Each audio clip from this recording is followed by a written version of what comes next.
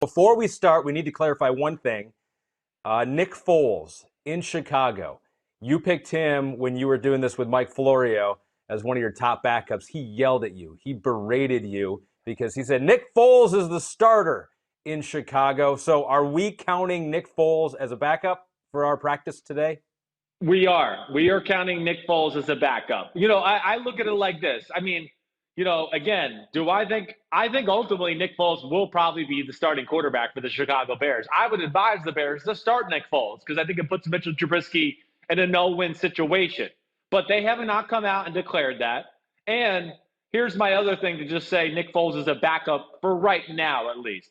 I think when they open up training camp, Mitchell Trubisky's going to get the respect to get the first team reps. He was the guy that took them to the playoffs 2 years ago. So it'll start that way as Foles being the backup, and then we'll see as training camp and preseason goes where it goes from there, certainly. And I know Vegas has Nick Foles favored to be the starting quarterback. Hey, Vegas has been wrong before. Vegas said that, the Lions were going to draft Tua. They were wrong. Sorry. So they don't know everything. But, yes, I'm counting Nick Foles as a backup quarterback for now, Ahmed. You okay with that? I am. So he's on your list. But what is really interesting to me to think about, just say that Nick Foles is the starter. Would Mitchell Trubisky be on your top 10 list? That's a very good question. I actually thought about that. I did think about that. And yes, I think ultimately he would be on my list. I did. But okay. I almost was going to be funny and have a list and put them both on there and just go, they're both backups. I don't know what else to tell you. But I tried to play it by the letter of the law, and I think as of right now, Trubisky is the starter, but I'm not so sure how long that lasts. Yeah, you got to go with one. It's against the rules. Do not break the rules of our top 10 backup quarterback rankings in the NFL. So we'll start at the bottom of the list for you. The number 10 backup quarterback currently in the NFL. Kyle Allen, for now, the Washington Redskins football team. But yes, okay. I liked what I saw from Kyle Allen. I didn't think you. I thought there were definitely maybe as a starter. As a starter, yes. You think there are some serious deficiencies. Well, Ahmed, yes, I crapped on him a few weeks during the year because people were going, I think he's better than Cam Newton. I think the Panthers are better with Kyle Allen, and I had to stop that crap. So yes, by doing that, I just tried to show you. Listen, Kyle Allen's not Cam Newton, but as a backup quarterback, yeah, he's the perfect backup quarterback. Really, He's a fringe on the very end, could be a starting quarterback, bridge type quarterback. I think he is that type of talent, but good size, good athlete, has a good arm. It's a little bit above average NFL arm to where he can make all the throws. And we saw him deliver in some big moments and playing a lot of big games this year. Certainly. Was it perfect? No. Did it, fall apart a little bit at the end of the year? Yes, okay, I'll say that, but the Panthers were kind of falling apart altogether towards the end of the year, especially when they kind of unexpectedly fired Ron Rivera. But I think he's the perfect guy to be a backup because if you got talent on your offense, he can make it work. You're not going to have to we got to scale back the offense. Our Kyle Allen's not good enough to do some of this. No, you'll be able to run the normal offense, maybe not at as high a level as you would with the starter, but there's plenty to like about Kyle Allen's game. And a lot of these backups, you'll see them in injury situations, but a few of them you could see. Ryan Tannehill last year, that was a performance-based situation. How crazy would that be? I don't know if it would be that crazy. You got a new coach in Washington. You got a second-year quarterback in Dwayne Haskins that showed some good things, also showed some bad things. It's possible that Kyle Allen comes in a non-injury situation to Dwayne Haskins at some point in the year. I don't mean it. It's not. They brought Kyle Allen in there because Ron Rivera knows what he's getting. He understands that he'll be able to run the offense, right? With Scott Turner being there from Carolina. So it's going to be a similar offense there. And I think they brought Kyle Allen just to put somebody behind Dwayne Haskins to give him a little bit pressure, right? It's not like, oh, my gosh, this guy's so talented. He's going to show me up at practice every day. But he's good enough to where guys will walk off the practice field on some days if Dwayne Haskins isn't on his game and go, man, Kyle Allen looked good today. He looked good. He's executing the offense and making some plays. So he's just the right amount of threatening to the starter who should have more talent than him to make the starter always be a little on edge to go, I better bring my A game today because I know this guy's consistent and got a little talent. and he could show me up, with just his consistent ability if you're not careful. So Kyle Allen, number 10. Who's number 9 for you? Backup quarterbacks currently in the NFL.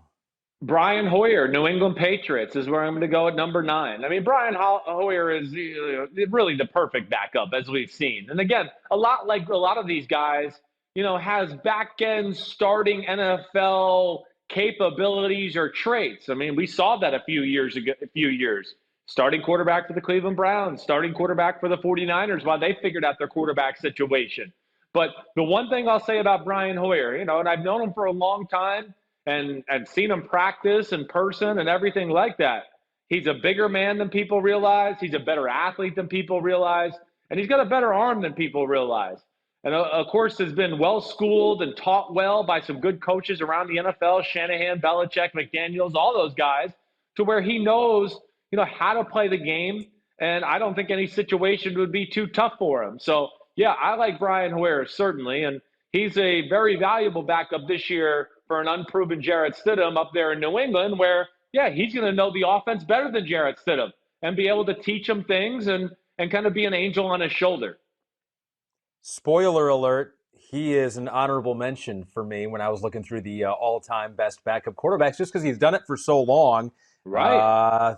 He has lost his last 13 games as a starter, so it hasn't been going great for him when he has had the main gig here lately. But before that, had a 16-9 record as a starter for the Browns, Houston, Chicago. We're not talking great teams here. Maybe his biggest accomplishment, 2013, 2014 with the Browns, he was 10-6 as a starter for Cleveland in those years during these really pitiful years for Cleveland. So he's had, you're right, not only is a capable backup, but when he's been elevated to the starter, he's had some success for sure. No doubt about it. You got to remember with a lot of these guys, sometimes they get put, to your right. I mean, it's a little, it wasn't great last year with the Colts. There was some good, and then it kind of got a little off track there. But again, he signed in the middle of the year. He's trying to learn a new offense that he's never been a part of and everything like that. It wasn't an easy situation. But, to your point, too, with the record and things not going as well, hey, he had to play on a crappy 49er team.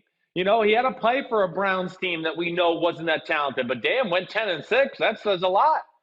So, he's another guy, like a lot of these guys, where not going to lose you games. He's pretty smart, knows how to take care of the football, and every now and then can make a big play to give your team a little advantage and help you win the game too. Number 8. Who's number 8 on your list for top backups currently in the NFL? Number 8 is RG3, Robert Griffin III, down in Baltimore. Yep. I mean, first off, I'll just start off with this. I really, RG3 to me is, I wanted to put him above number 8. I think he's talent-wise, like, in the conversation from one of the 5 best backup quarterbacks in football. I mean, there's a reason he was the number 2 pick in the NFL draft. The reason I do put him number 8 is just because it's been a while since he's played. He hasn't played quarterback in a little bit. And, I love what I saw from him in the preseason last year. There's like, when you just talk about physical ability with RG3, we know he can run. He has a special arm. I mean, a big-time arm, like an elite NFL type of arm that wet. The reason RG3 got kicked out of Washington, it wasn't because of lack of talent and other things like that. It was kind of immaturity. But, hey, he went to Cleveland. He got named the starter. They were going with him. Then he got hurt, and he kind of now is going to have to revive his career as being a backup quarterback. But, I don't have any doubt that if Lamar Jackson went down, RG3, he's not going to be able to run around like Lamar Jackson can. That's special. But I think he can run that Baltimore Ravens offense and do it at a pretty high level. I mean, his skill set, whether you like the guy or not, is special. You're always going to miss, a beat when the starter goes down, especially when the starter is the league MVP and one of the top quarterbacks in the game in Lamar Jackson, but similar styles of play. Griffin, not exactly what he was when he first came up, but that's a benefit to teams out there too. You always heard that with Colin Kaepernick and the rumors out there of like, why isn't Colin Kaepernick getting a job? One of the reasons was coaches didn't want to have to change the whole playbook just when if the starter went down. It's very real. I think he's got a very, what's the phrase I want to say? Transient style, where, he could be a backup for Tom Brady and run a drop back pass offense, but he can be a backup for Lamar Jackson and do some of the creative things they want to do in the run game too, and then still do, the drop back pass stuff. So that's where, to me, is exciting. And to your point, I think you're spot on. I mean, to me, that's big. Why would you want to change the DNA, the approach, the culture of your offensive scheme when the starter gets hurt and go, oh, now we have to change everything around. We can't do anything that we were meant to do or that we were built to do because we have a different quarterback in. No, Baltimore's very smart. They got a guy that has a similar skill set to their starter, and you're right. The wheels won't fall off if Lamar Jackson goes down because they'll still be able to do what they do for the most part, just maybe not as a high level, to your point. And it's kind of a backwards way of thinking about it when you really do kind of think about what that means. Like, say, for example, on the defense, your best defensive player is a linebacker and he goes down, you put in the backup linebacker. Why would you ever want to change your defense now to tailor your schemes to the guy that's worse in the position that you just lost? I mean, it doesn't make a whole lot of sense. And so I think that's a good way to think about it. The number 7 current backup in the NFL. I'm going Marcus Mariota, Las Vegas Raiders. All right. And, as I sat here and did this, I went, damn, Marcus Mariota's number 7. I'm not going to lie, I was a little surprised he was this low too on my own list. But, my thinking is there's a lot of things that go into my thinking. I like Marcus Mariota. He's another guy that, has potential to be a starting quarterback in the NFL. Just he needed to change of scenery, somebody else to coach him. He needs to grow his game. There's some issues with his game. He's got a good arm. It's not a great arm. He's a good thrower, not a great thrower. He's decent accuracy, not great accuracy. That's right there would be my start with Mariota. Is just my complaint with him as a starter in Tennessee was too many slam dunk completions for good NFL quarterbacks that were left on the field as incompletions by Marcus Mariota. So between that, and yes, he's a good athlete, but he doesn't run or scramble as much as he should. Marcus Mariota's got a little bit of a turnover issue too.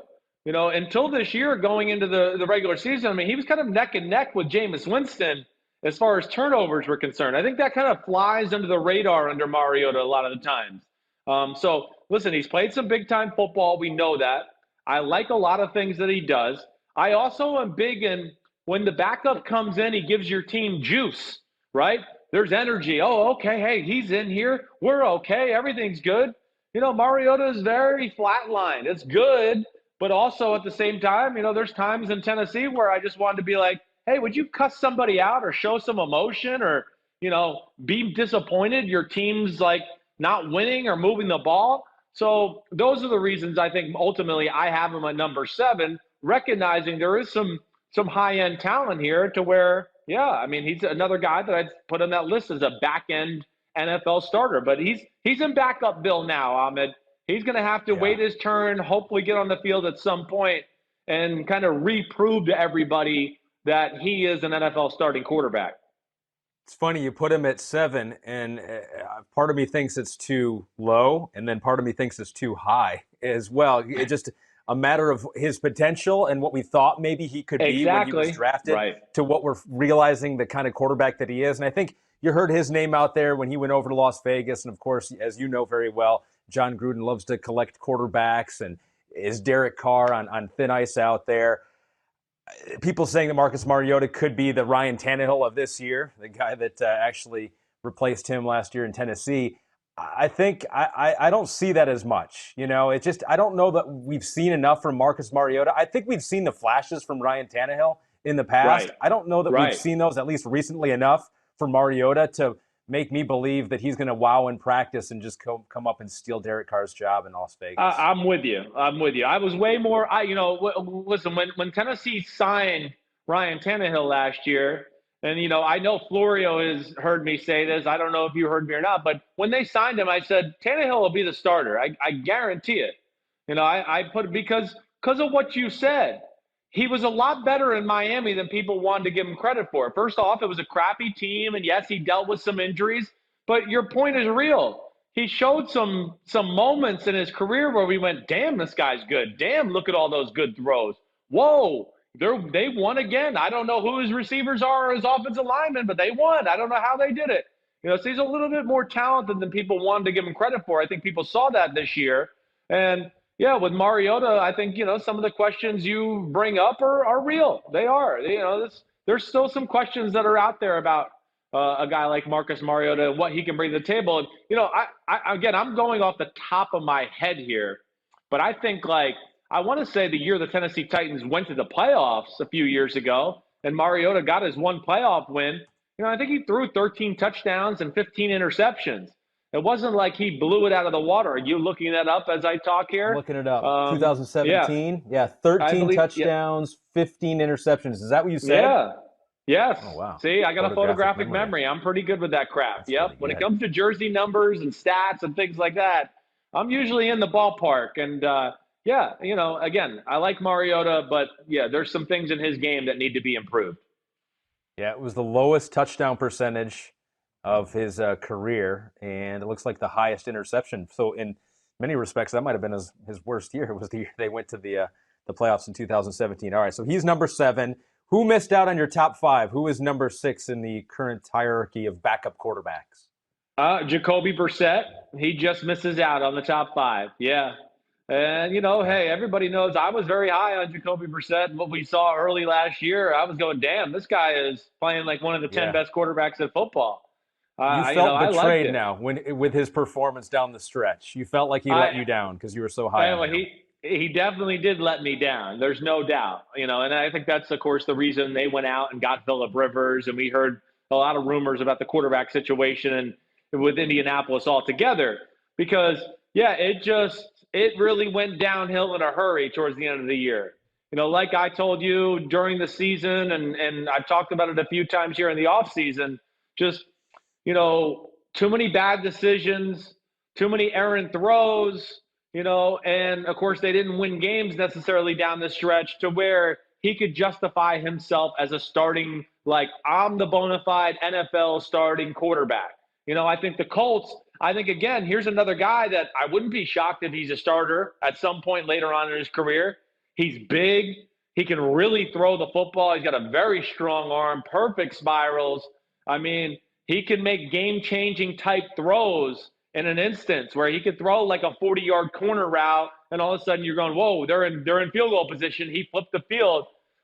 He can break tackles behind the line of scrimmage and make plays in the pocket like we saw him at the end of the Denver Broncos game where he led the team in a clutch drive against one of the better defenses in football. So those things are good, but I think, ultimately what the Colts looked at is they probably were a little like, man, we feel like we got a team that's ready right now, and I'm not so sure our quarterback's ready right now. And I think that's why they went out to try to get a guy like Phillip Rivers, because they want to capitalize on a team that I think they're looking at to go, they think they probably look at themselves certainly as a playoff contender, but a Super Bowl contender. There's a lot of depth and young talent on that team, and we know how dangerous they were just 2 years ago in the playoffs with Andrew Luck. That threw their organization a curveball. But Jacoby Brissett, I still got hope for him, and I still think he's, of course, one of the better backups in football. Yeah, the coaches last year did say that his knee injury did play a role in his struggles in the second half. But then to your point, the team still looked at that and said, we still would like to upgrade at the quarterback position. And so they went out and got Phillip Rivers. And you do think of the roller coaster for Jacoby Brissett, right? Over the last 15 months or whatever. You got Andrew Luck, you're the backup there. Oh, you're the starter. You find out through preseason. You go through the season as a starter, you get hurt, and then this offseason you're replaced and back to the backup once again. And it's kind of the mentality that is not, I don't think you are used to as a quarterback coming up. No. For you too. It was similar career where it's like you're the starter, you're the guy in Texas, and then you got to adjust to not being the guy, but then you're elevated to that position, but then you got to look behind you. That's a tough situation that Jacoby's had to navigate the past year. No, it's very tough. As tough as it gets. You're right. First off, he came in there to Indianapolis, what was that, 2 years ago, and had no notice, right? Had to learn the offense in a hurry and just go with it, right? And there was nothing like, oh, you got 8 days and you're going to have to be the starter and you got to get out there. Then last year, hey, he's sitting there going, I'm the backup, but I got first team reps in the spring at least because Andrew Luck didn't practice or do anything like that. But yeah, you're just not mentally thinking you're going to be the starting quarterback and then have that thrusted upon you.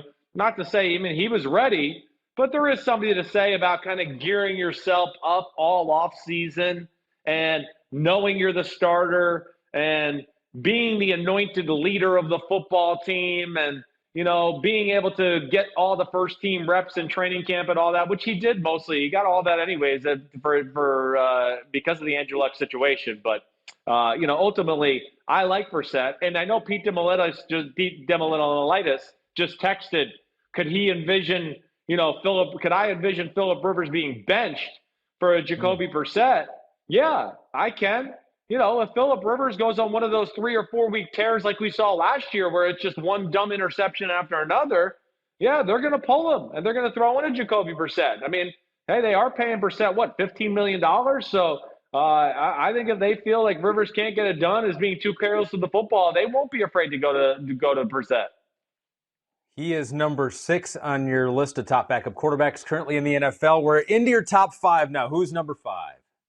Taysom Hill will be my number 5, okay? And yes, I mean, Taysom Hill, okay, this is an interesting one, all right? I mean, Taysom Hill, out of like the rest of the guys we talk about, I think has greater potential than just about all of them that we're going to get into here in the top 5.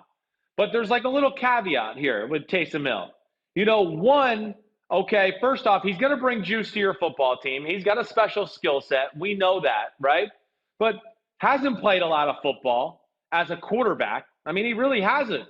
He's yet to throw a touchdown pass in his NFL career, right? Am I right about 15, that, or has he thrown one? I think 15. No, I don't think he has. 15 passes total in his career. So, yeah, I mean, He hasn't thrown the ball that much. It's been impactful when he has, but it has been infrequent. Yes, it's infrequent. So, listen, I'm docking him a little bit for that. The New Orleans Saints are paying him $16 million, one, because he's a big weapon for their football team right now, and they're paying him for what he can be in the future. They're not paying him for what he's done or what he is exactly as a finished product right at this second. No, they've made an investment in this guy, and they furthered that investment to make sure they can lock him up for a few more years and capitalize on it. But here's another reason I dock him just a little bit, because as a backup quarterback, Ahmed, I don't think you can necessarily take advantage of the full skill set. Just like we saw last year, they were reluctant to make him the backup quarterback because why? Okay, yeah, we're going to put him in the line of scrimmage. We're going to make him run, smash mouth football. He's going to get beat up and all that. Okay, well, if he gets hurt playing that style of football, now the other guy comes in and, man, we don't have a backup. So, he's not ideal for that situation necessarily. I think that's probably why I docked him a little bit, because the great vast skill set that he does bring to an offensive football team, you kind of got to pull the reins back when he does get in the game, because you don't want him to get hurt to where, oh man, now we're down to one quarterback on our team too. So I think between that and the fact that he just hasn't played a whole lot at the quarterback position is the reason I make him, the number 5 backup quarterback, but totally realize the potential is more special than maybe just about anybody on this list. The potential's certainly there. He's borderline for even being eligible for this list, really, though, because when you think about it, Drew Brees goes down, it's not going to be him by like last year with Teddy Bridgewater. Right. They're going to keep him out in how he's most valuable. Certainly, probably the most valuable. He will be probably the most valuable player in your top 10 as a football player and what he'll bring. But as a backup quarterback, who knows how much he'll play in that role this year. So he's number 5. Who do you have number 4? Case Keenum. Case Keenum of the Cleveland Browns. The underrated, disrespected Case Keenum. I mean, that's what he is. Poor Case Keenum. And it's kind of like what you said to start the segment. It's, guys like him sometimes, they get thrown into crappy situations. And we sit there and we hold it against them, where I just want to go, the Redskins weren't very good last year. It wasn't Case Keenum's fault. When he had a little support, you saw what he did, with the Minnesota Vikings. He's capable of winning some big games, going to the playoffs, doing those type of things. But, The ideal backup has everything. It's a good arm. When you see Case Keenum throw in person, you go, damn, that ball pops out of his hands. He's accurate. He's played a lot. He can throw from different platforms. He's athletic. You can run bootlegs, and he can get on the move or scramble. We saw that the years he was a starter as the Minnesota Vikings. So, I almost made him number 3. It was very close between him and my number 3. He's almost like a 3B, even though I'm making him number 4.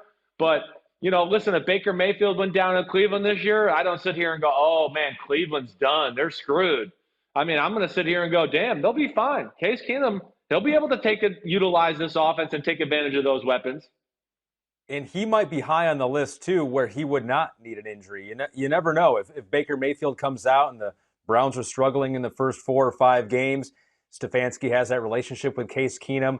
Here's another one of those backup quarterbacks where it wouldn't surprise maybe a whole lot of people out there if he was elevated without an injury to the starter. Well, again, we saw Baker Mayfield, like we just talked about with like Phillip Rivers, where last year he went through some stretches of just, man, inaccurate throws, interceptions, bad end of the game decisions and management that way. Case Keenum is a guy that is very consistent. He has it all as a backup. He's going to know the offense. He loves the game. He can work. He's ready to go at all times. And then when he does get in there, he's a gamer. And there's something to be said about that. And, the bottom line is he's got more talent than people want to give him credit for, too. He's just not a household superstar name. So people don't love that all the time. But really damn good backup quarterback / borderline starting quarterback in the NFL. He will be in the Simms top 40. I can tell you that. And I think he was last year as well. Pete just texted us, Mayfield was second in interceptions last season. Rivers was third. Who's more likely to be benched for their backup this year? And you got those 2 backups pretty close in the rankings here. Yeah, well, the big thing is neither one of them should be benched this year. They got great offensive lines. They should be able to rely on the run game a little bit. They shouldn't be under tremendous pressure in the pocket. So, there's no excuses for Phillip Rivers or Baker Mayfield this year. If they're in the conversation for leading the league in the interceptions, then they're going to be in the conversation for being benched for one of these backups we just talked about. Your top 3. We're into your top 3 backups currently in the NFL. Who is number 3? Well, number 3, I'm going to go with Nick Foles. Okay, big Nick Foles. On my PFT what do you mean? draft, He's the starter in it. I'm pulling my Florio. Right. He's the starter. Don't be a lawyer like Florio, okay? Don't do that, all right? But Nick Foles is, how can you argue about him not being one of the better backups in football? I mean, come on, he's one of the rare ones in the history of the sport that led a team to a Super Bowl win as being the backup quarterback. He seemed to have struggled more as a starter than he does as a backup in a lot of ways. But again, I think the thing you like about Nick Foles being a backup quarterback is, unfazed. Certainly seems like when he gets in there, he's kind of just ready to go, and the biggest thing I think that jumps out to me about Nick Foles and why I really like him as a player is his size. I mean, his size, and I know you hear me say this a lot, size is a skill. Go back and watch that Bears game when he was the Eagles quarterback. He was under pressure that whole game, and he was making big-time throws with people all over him and around him. And the same thing with the next week when they lost to New Orleans. So I think between playing experience, size, of course, the confidence level, the fact that he knows he can lead a team and win a Super Bowl, all of those things, makes him, of course, one of the best backups in football. And, like we talked about to start the podcast, I think eventually he'll be the starter there in Chicago. He should be.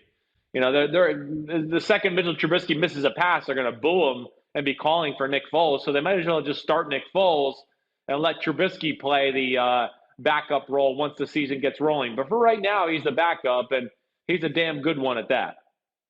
I mean, just think about how much more comfortable that situation is for Nick Foles, because you're right. You can do no wrong. You're going into a situation where the fans are very skeptical of the starter already and feel like you probably should be the starter, and so it's like people are already in your corner. I just think how much more comfortable that is than if he was still in Jacksonville and competing with Gardner Minshew, isn't it? It's crazy to think how a change of scenery and a situation where you're not in maybe the same kind of competition as you were in Jacksonville last year, but it's got to be so much easier for Nick Foles here.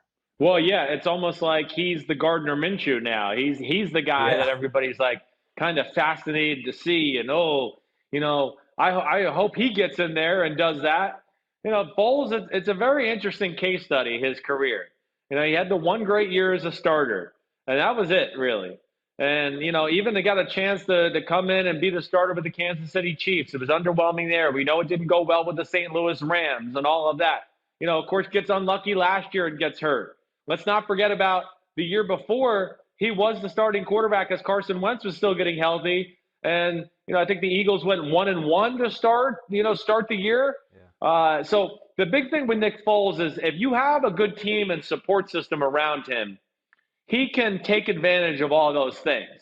I think the big thing with Nick Foles and why he's not a starting quarterback is if your team is less than, he's just not the type of talent that can carry the team or make these extraordinary athletic plays like some of these starting quarterbacks in football we do see.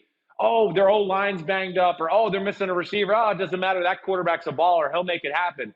No, Nick Foles isn't that type of talent. But if you got talent around him, he'll know how to utilize it. He never blinks in the big lights of a big moment or anything like that. And like I said, his size and ability to throw the ball under pressure is very special. Nick Foles, number 3 in your top 10 current backup quarterbacks. All right, so who gets the silver medal? The bronze goes to Foles. Who gets the silver? I'm going with Jameis Winston. Okay? I thought you were going to put both of those Saints quarterbacks on here. I knew that was coming. They're both on there. They are. And, Jameis Winston, when I first wrote my list out, because I wrote the list out like 3 different times, I had him at like 6 and 5. And then, okay, wait, let me think about this. And then I did another one, and I had him at 4.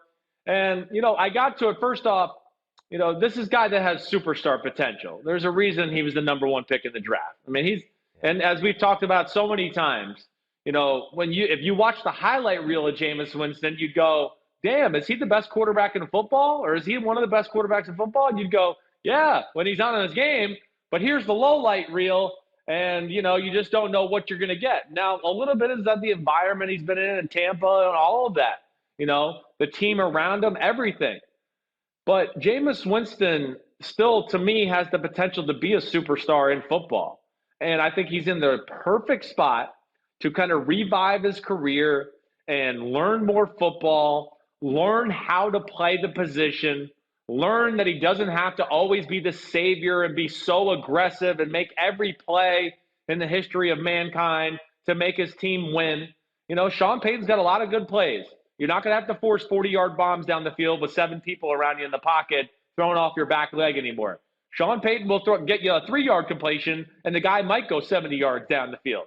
So, there's going to be the pressure from that. But the biggest reason I make him number 2, too, Ahmed, is the Sean Payton effect.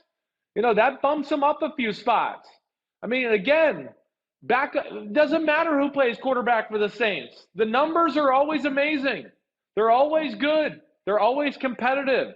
So Sean Payton's, I just believe, is going to clean up some of the issues with Jameis Winston. Hey, we saw Teddy Bridgewater go 5-0 last year. You go back to the last backup quarterbacks that played for the New Orleans Saints and Luke McCown. Man, when Luke McCown got in the games, he played really well too. They got a good offense, a good system, good players, and Sean Payton is arguably the best quarterback coach and offensive mind in the game. And I think that's worth bumping up a guy like Jameis Winston a little bit. He's going to get in the game and go, damn, I haven't had easy completions like this ever before in my life. This is amazing. I don't have to stand in there and get crushed and throw a 50-yard bomb to Mike Evans. I can just throw a slant to Michael Thomas right here. This is amazing. I'm so much better now. Look, everybody, I'm a better quarterback. And that's the Sean Payton effect.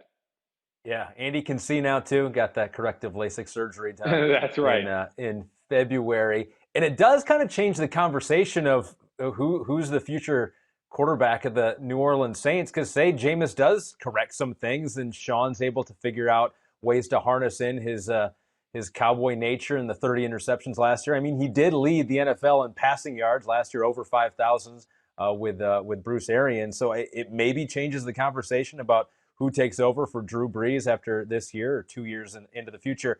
And you do wonder, too, a little bit, it's a different philosophy almost, because a lot of times you think of the backup quarterback as a guy you don't want to screw it up. Like Teddy Bridgewater, I think, was that last year for the Saints, and he didn't. He went undefeated in the games that he had to start. Jameis, you can see him screwing it up, but you also have the higher ceiling, like you mentioned, off the top, too. No doubt. That's going to be the scary thing about Jameis Winston as a backup quarterback. And that's where I'm giving the Sean Payton effect a little credit here because, like we've talked about with Jameis before, he was with Bruce Arians, who has that old saying, like, no risk it, no biscuit.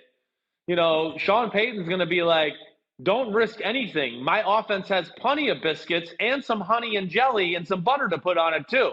So don't risk anything. He'll learn that he's not going to have to be Superman for them to win football games. Just like you said, Teddy Bridgewater was solid last year. Nothing more than that.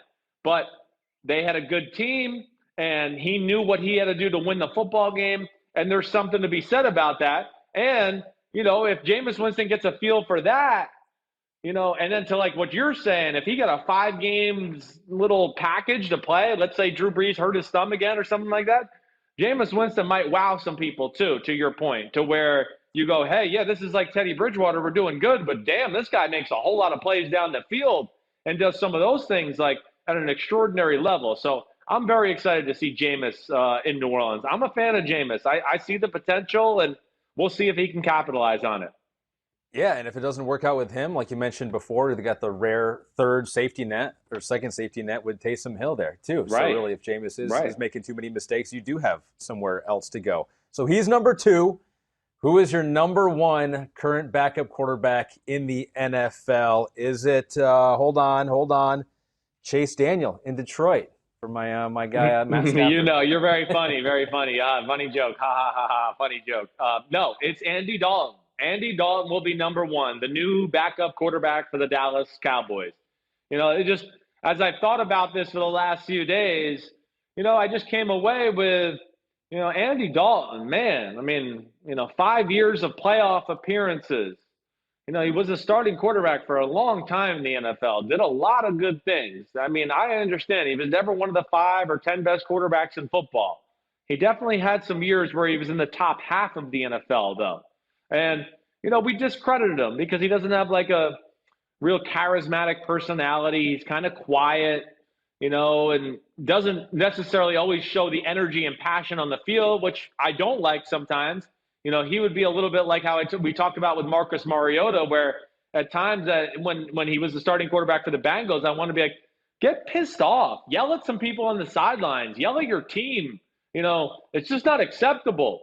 Those are the things that bothered me. But when you talk about like the ability to play the position, hey, man, this guy's smart. This guy has a very good arm. It's not a great arm, but it's very good. He is a good athlete. He can get out of the pocket and make throws on the run. You can design, plays of bootlegs and things like that to throw in the run too, where he has everything you want. He's just one of those starting quarterbacks that, he's never going to wow you. So where you always looked at him and went, okay, we're good, but man, we could find somebody better. He's kind of one of those types of guys. And yeah, he's been relegated to backup Bill. But, again, I think he's in a perfect spot. Went home to Texas. He's from there. And if he does get a chance to play, he's going to have a pretty good system and a supporting cast around him to maybe revive himself again to become a quarterback in the starting quarterback conversation. So, I think Andy Dalton, we disrespect him too much, me included. I think I've done that too. But you got to respect the longevity, the consistency. I mean, he played in the AFC North, which we know was full of beasts. I mean, between the Ravens and the Steelers in the last decade, damn, there's a lot of good teams and defenses he had to play against. And they were very relevant and one of the best teams in that division for a long, long time. And that's why I give him the title as the best backup quarterback in football. We discussed him as being in a similar situation to Cam Newton, where you get cut and your opportunities are limited. I think Andy had more, and you guys discussed, because he is seen as a guy that can go in and back up anyone out there. And he did it a little bit last year when there was a changing of the guard with the Bengals. Cam Newton is going to want to go in and be the starter, but just say hypothetically here, say Cam Newton signs with a team to be their backup quarterback tomorrow, where would he rank on your top 10 list right now, Cam Newton? Well, he's number one. I mean, yeah. I mean, God, gosh. I mean, Cam Newton's going to be. I'm going to put him above some of the starters in football right off the bat. And I don't care if he's the backup or not. I'm going to go. Well, that's he's the backup, but he's better than this team's starter and this team's starter and this team's starter, and we can go down the list. Again, you brought up Chase Daniel, right? Chase Daniel's the perfect backup quarterback because he's never a threat to the starter at no point. I mean, I'm still amazed Chase Daniel has got a job as a backup quarterback. But that, to me, is where teams really miss out. And too many teams, that flirt with that danger of these quarterbacks where, he's good in our quarterback room or he understands the offense. Yeah, that's great. But when he goes on the field, he's not good. And that's where I think a lot of these teams are very risky and rolling the dice where – their seasons are going to fall down the tubes if their starting quarterback gets hurt. Now you can roll the dice on that a little more this day and age because of the quarterback rules and your inability to hit them, and they're so protected to where quarterbacks play the full length of the season a lot more than they did in the 70s, 80s, and 90s. That's real. But again, I think too many teams are worried about that aspect. I want a quarterback that's not threatening to my starter. No, screw that. A great starter is going to rise to the challenge of having a good backup quarterback around him and prove to everybody that he's the starter and that guy's the backup. That's the value of that, let alone it's a great security blanket for your team, like you've mentioned so many times already. I mean, the New Orleans Saints made an investment in a backup quarterback because, if Drew Brees gets hurt, we don't want our season to fall down the toilet. And that's why they had Teddy Bridgewater. And I think that's the exact reason the Dallas Cowboys went out and got Andy Dalton. And that's why Andy Dalton picked them too, because they realized we got a team that's got Super Bowl talent. We don't want to fall off earth if Dak Prescott goes down and all of a sudden we can't win football games at all. Yeah, I think there are a lot of teams out there missing an opportunity with Cam Newton as you do too, because back when I covered baseball, teams would do this, and the Oakland A's were really good at this. They would look at their roster and they go, where are we the strongest with our starting staff, our starting players? And one year it was center field where they had Coco Crisp, and they go, he is one of our strongest players. And they go, where's the biggest opportunity for us to get crushed by an injury? And they all said, center field, because if he goes down, we really don't have a capable backup. So they invested in the guy, even though center field was a super strong position for him. They invested in more center fielders, a good backup center fielder, because they knew if he went down at some point throughout the season that they were exposed. And I don't think enough teams are looking at it as where are we exposed? Yeah, maybe it's not great for team morale to have that quarterback controversy all the way through training camp. But if you're exposed at the quarterback position, the most important position in football and maybe all of sports, you got a big problem. So I think there are several teams that are missing the boat. They're thinking, like you say, they don't want Cam to stir things up. But if you're exposed there and your quarterback goes down, you're going to wish you had.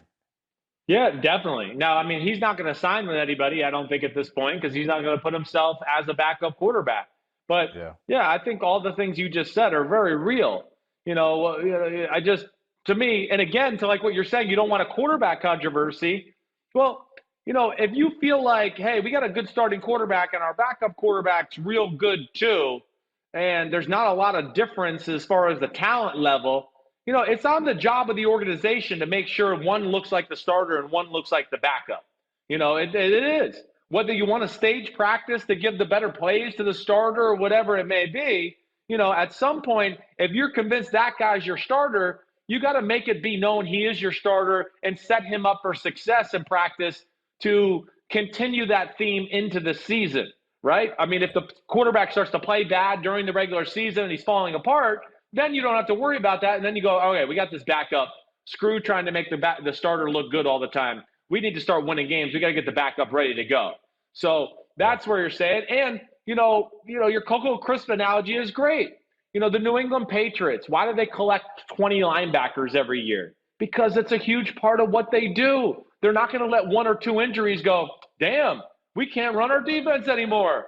We're going to have to do something else. No, they collect a flock of them, a herd of them. So if two go down, they can still run the same system. And I think, your point about Coco Chris is very real that way. Teams don't always protect their strongest assets on their team. Yeah. And if the Tennessee Titans had been scared about bringing Ryan Tannehill in because There it could you cause some go. controversy with Marcus Mariota, they don't make it as far as they do last year. Oh, real quick, and Pete brought this up, and I thought you might include a couple of the rookies on your list here: Justin Herbert, Tua, not Joe Burrow because he's the presumptive starter there. But why no Tua or Justin Herbert? I just didn't go there yet. Again, I know they're extremely talented. I'm not so sure Justin Herbert, and Tua won't be the starters to start the year. Sure. I kind of just left it with what it is right now. Listen, those guys are going to be the starter at some point. They are drafted to be the face of the franchise. So I'm not really viewing them as in the backup light, okay? I guess that's my biggest reason. I know technically I could have involved them in this conversation. I, of course, love their talent and what they bring. But these are guys that the organization is just going to be itching and looking for any reason to make them the starter. They're not like traditional backups. So that's why I went that route.